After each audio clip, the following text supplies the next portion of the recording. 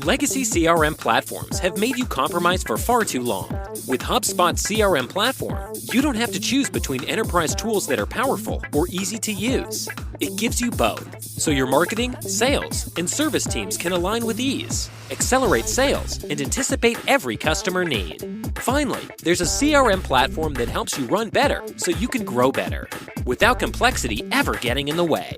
Learn more at HubSpot.com. Who are you texting? My therapist. You text with your therapist? Text, video chat, call. Yep. That sounds too easy. How did you find her? I just went to betterhelp.com/save. She's a licensed therapist and it's all online. I connect when it's convenient for me and don't waste time driving anywhere. Plus, it's affordable. I wonder if I should try it. It's great to talk to someone in confidence. She's helped me sort out quite a few things. And right now you save 10% off the first month when you go through betterhelp.com/save. Betterhelp.com/save. Got it. I can't hear the fuckers call. This is the sound of Millwall. This is the sound of Millwall. This is the sound of Millwall. This is the sound of Millwall. Shut the fuck up. This is the sound of Millwall.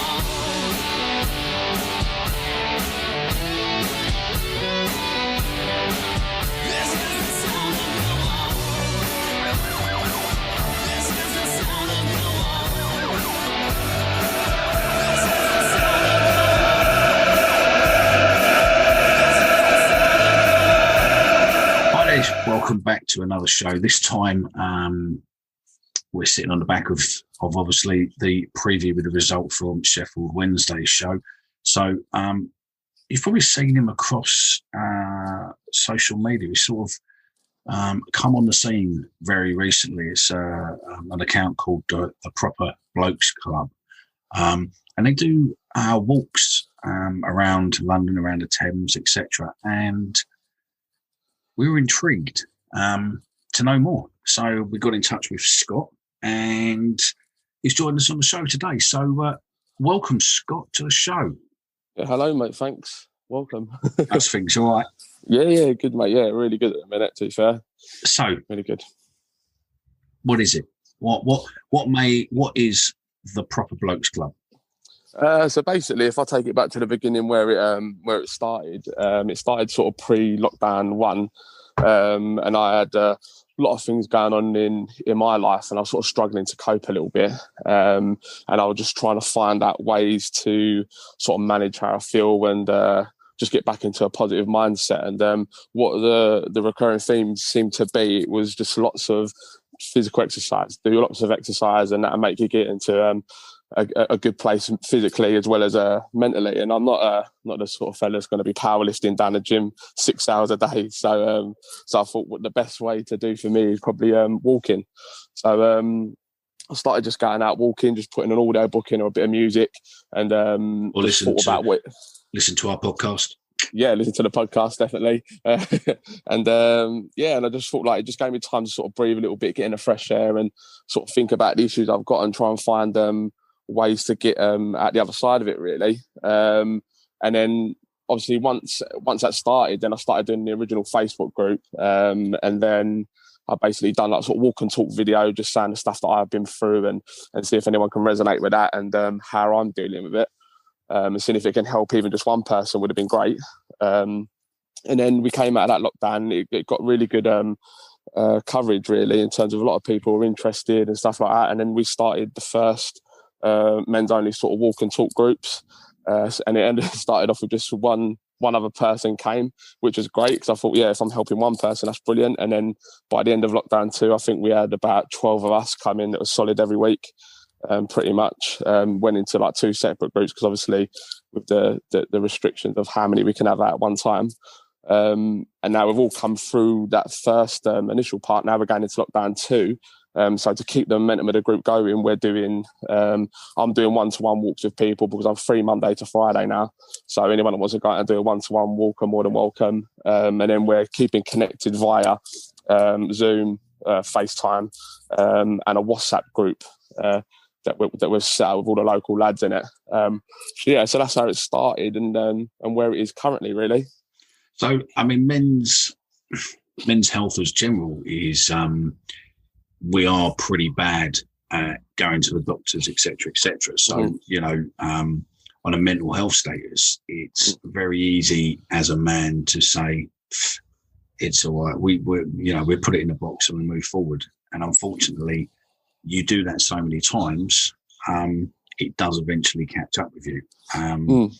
And tying it in with exercise is great. I mean, they all say, walking is a great way of exercise. Again, you can drop weight really easily by doing your steps every day. Yeah. And I suppose combining the two is really a fantastic idea. And it's something really what I would have thought, someone else would have done before, but obviously you haven't. You've found a niche, especially within our fan base. So I take it you are a Millwall fan as well then, for your sins. Yeah, definitely. Yeah, I think that contributes towards it a little bit as well, seeing him every week. Yeah, no, I totally agree with you. And I think that I think we might be Millwall fans, but we aren't afraid to admit when things do get a bit tough. And I think we do probably call on a friend circle or a circle of fellas where you talk to. But again, it's not one of those things that really you would talk to your pals about, wouldn't it? Yeah, no, this is definitely a recurring theme. What I'm hearing, and definitely that's through my own experience as well. Because even if you've got some really close pals, majority of the time you feel a bit under pressure to actually tell them anything like that, because you don't want to, one, burden them, or two, be in a really vulnerable position. Because if you're saying how you're feeling to someone and then all of a sudden they start telling other people, and then it just gets a bit messy that way. So I found myself talking to people I don't know when I first started the group up myself, and I was like obviously talking over maybe the phone or Facebook Messenger or whatever it was. It was a real sort of pressure release, because then people weren't there to judge me. They're in the same boat. And we was all getting through together.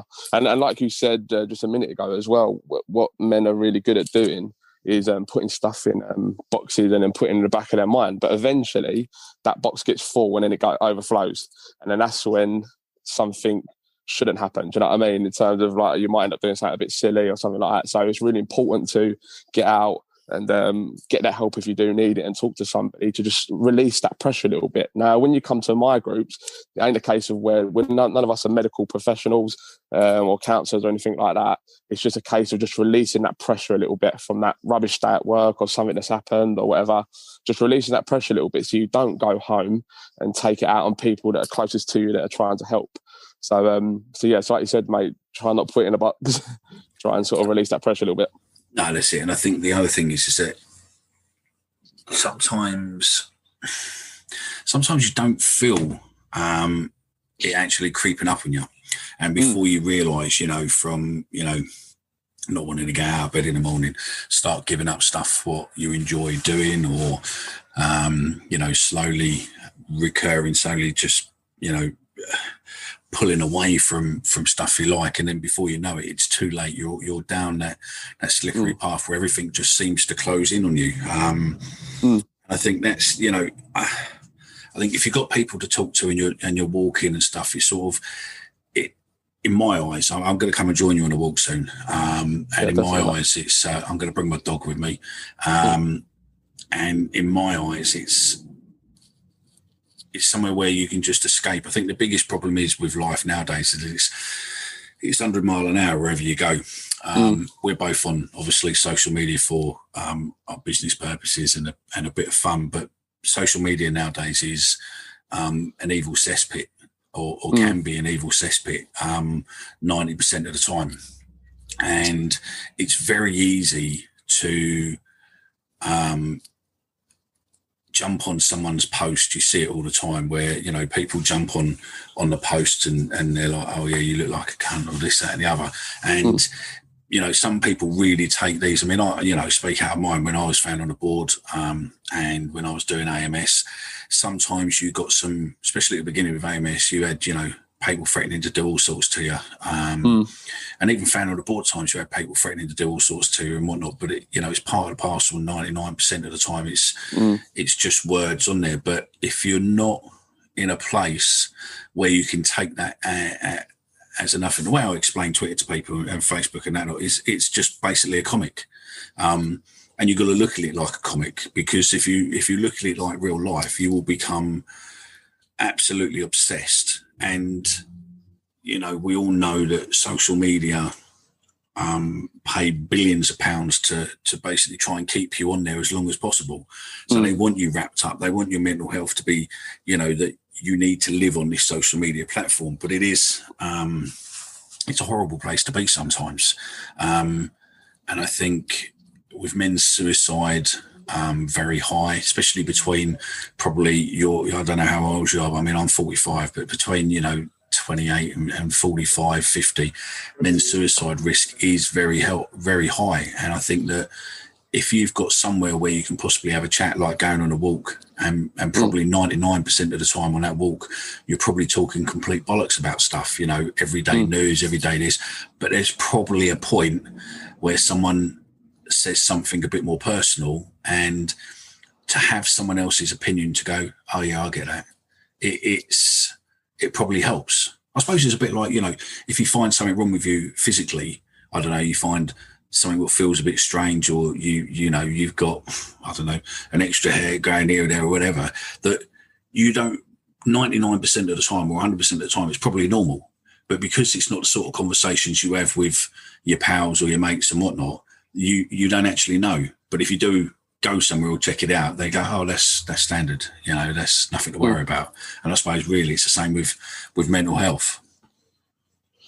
Yeah, no, definitely. And I think you hit the nail on the head with social media, because like it could be a horrible place sometimes. Even if you're doing some really good stuff on there, there'll always be someone with a negative opinion that previously that I've done other groups in the past, and people have put stuff up, and it's really knocked me back a little bit, and I've just said, oh, is it worth it? And then I've come away from it. But I think now that I've really sort of adopted this positive mindset now, I just sort of bounce off it, because even with this group here, like there's been every now and again, I've had a couple of comments here and there and whatnot, and I just sort of just bounce it off. And I just think, look, they're probably the people that could do with this the most, but they're in that place still where they just want to drag everybody down into the place they're in.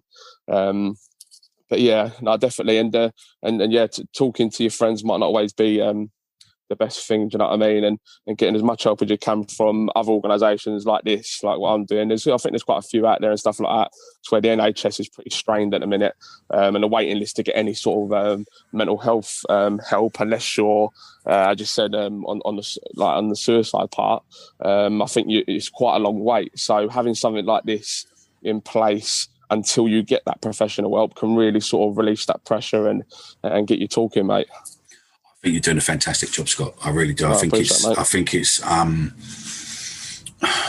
I totally agree. I mean, you know, you could be in the middle of something now, and the chances are being referred to community mental health, being referred to the mental health teams, etc., could take weeks, could take months, could be too late for some people. Yeah. And the fact that you've got someone on the end of a phone, on the end of a text message, or the end of somewhere.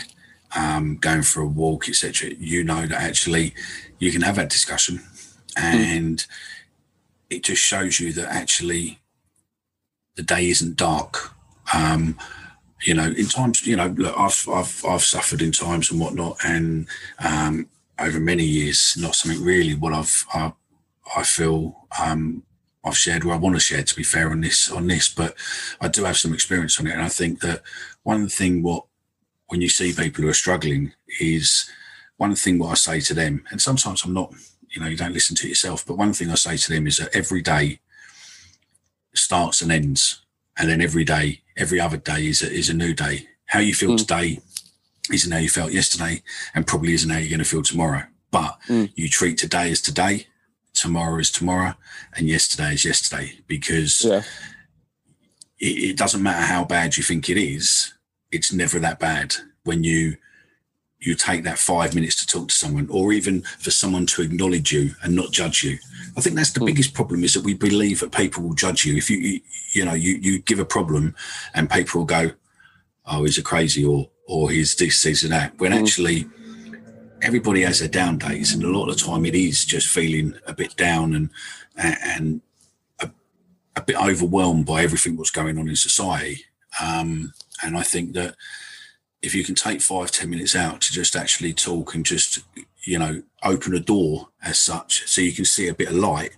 I think sometimes that sort of guides you towards that light and takes the dark clouds away. A bit of a cliche, but I think that's probably true. So my question to you would be, I suppose, is where do you see this going? Obviously, you're not medically trained, and we're not in any way saying that you are or whatnot. But where would ideally you like to see this go?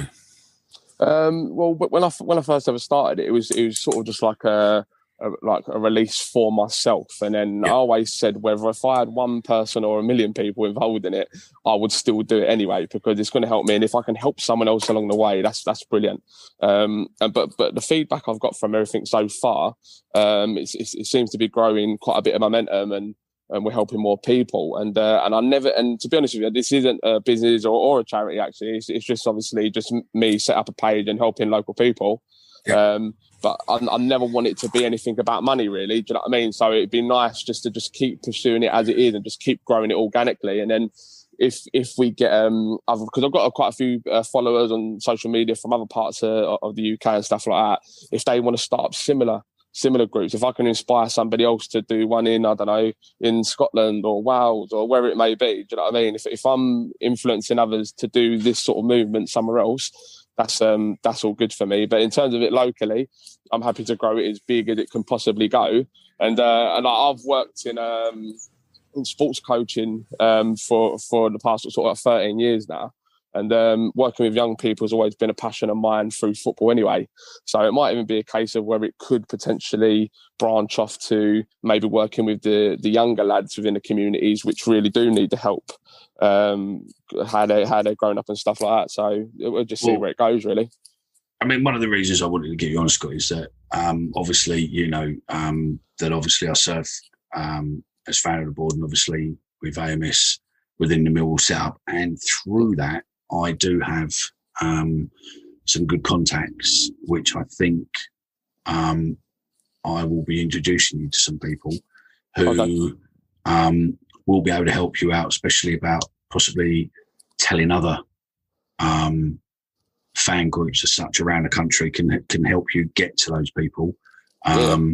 Also, a couple of people, there's Rory on Twitter who basically works with gang kids within police custody. I know Tom. I worked with him down at Millwall a few years ago. Yeah, Tom would be a good guy to speak with. There's Anwar, who works for Kick It Out and the FSF, who basically is their liaison for doing things like mental health, etc.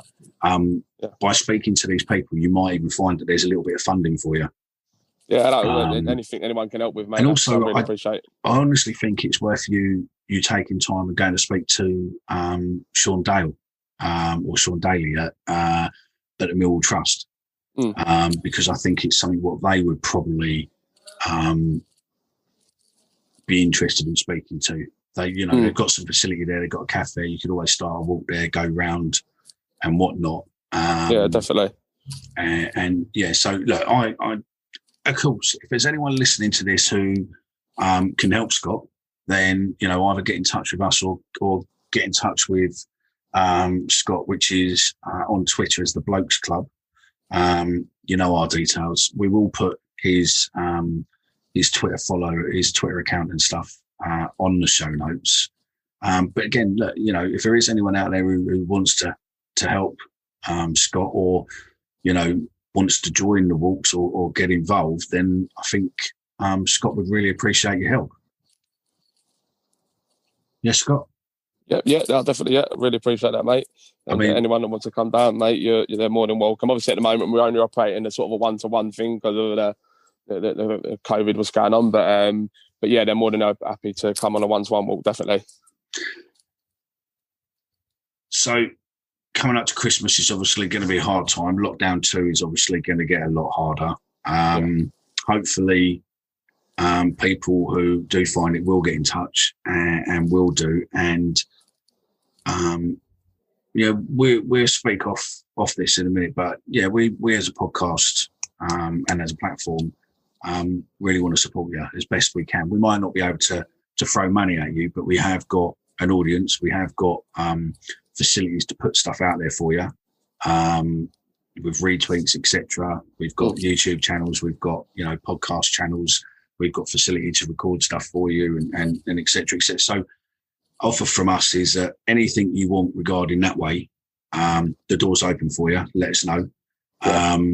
And we've got people that can, you know, what can help you with stuff and whatnot. Press release if you need something written up. We've probably got someone who can help you with that and help get you out there. But look, I mean, you know, thanks very much for the call, Dave. Is there anything you want to say as a final thought? Yeah, I think it's just a real easy thing that I keep saying to everyone. It's just if you find yourself in that sort of like place, or you have these sort of triggers that you feel, oh, I'm going to go into that place, you know it already, just reach out. Just reach out to anyone. There's obviously a lot of professional help out there in terms of Samaritans and things like that, but it might be local little groups around like myself that can definitely help you out anyway and give you that platform to talk. And also, if you're on the other end of it and you're feeling absolutely fine, look for your phone book, drop a text out to as many people as you can you ain't heard from a while, and just say, how you doing? So, I mean, it could be as easy as that. They could be suffering in silence, and just a text message to show that people do care could be the difference. So, yeah. I think as the saying is, you know, it's okay not to be okay. Yeah, definitely. Check on people and make sure, because sometimes people are feeling in a dark place when actually it's not that bad, and a phone call or a text to catch up on someone can just make the difference in that person's day. Yeah, definitely. Well, look, Scott, thanks very much. As I said, we will get you on, you know, regular and see how things are going, and obviously get some, you know, words of wisdom or tips from you, and anything else we can do to help you out. So, look, thanks very much for joining. Good luck with your one-on-ones and your Zoom and your WhatsApp calls, and I wish it would be success going forward as you possibly can get, mate, because I think it's a great idea. I really appreciate it, Matt. Thank you. No worries, mate. Well, look, that was a quick chat with Scott, the guy who set up the Proper Blokes Club, or it is the Blokes Club on Twitter. Make sure you do give him a follow. His following is low, and also, you know what, when he posts something out, just give him a retweet. Help get exposure for him out across social media, and let's do our bit. Men's mental health has always been a tricky subject, but, you know, most of our audience is men, and together we can defeat anything and help. And if we can just help one person, then you know what, we've done our job. So look after each other, take care, and remember, it is okay not to be okay.